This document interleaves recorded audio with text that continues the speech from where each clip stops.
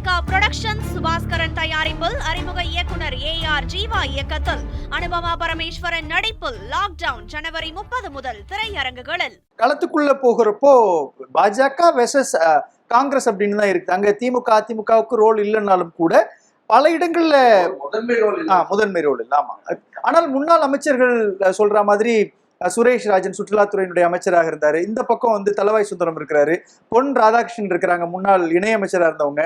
இப்போ காங்கிரஸ் கட்சியில இருந்து விஜயதாரணி பாஜகவில் இருக்கிறாங்க. டஃபஸ்ட் ஃபைட்டா இருக்கக்கூடிய களமா இருக்குதா? டஃபஸ்ட் ஃபைட்டுன்னு சொல்ல முடியாது. அங்க குளச்சல்ல மட்டும்தான் காங்கிரஸ்ல இருந்து தாவேக்காக்கு போடுற ஒரு பாசிபிலிட்டி இருக்கு அப்படிங்கிற ஒரு சினாரியோ அங்க பார்க்க முடியுது. வேற எங்கேயுமே காங்கிரஸ்ல இருந்தோ டிஎம்கேல இருந்தோ தாவேக்காக்கு எது மூவ் ஆக மாட்டேங்குது. தாவேக்கால இருந்து திமுகவுக்கு வேணா மூவ் ஆகிறதுக்கான பாசிபிலிட்டி இருக்கு அப்படின்னு சொல்லலாம். ஏன்னா எலெக்ஷன் டைம்ல எது வேணாலும் மாறும் அப்படிங்கிறது தான் தாவேக்காக்கு ஓட்டு போடுறோம்னு சொன்னவங்க சொல்ற விஷயமா இருந்தது.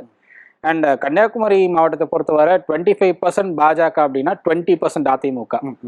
அதே திமுக காங்கிரஸ் 25% காங்கிரஸ்னா 20% திமுக. இதுதான் அவங்களுடைய ஓட் ஷேரா இருக்கும். ஸோ மெஜாரிட்டி அங்கே காங்கிரஸ் வர்சஸ் பிஜேபி தான்.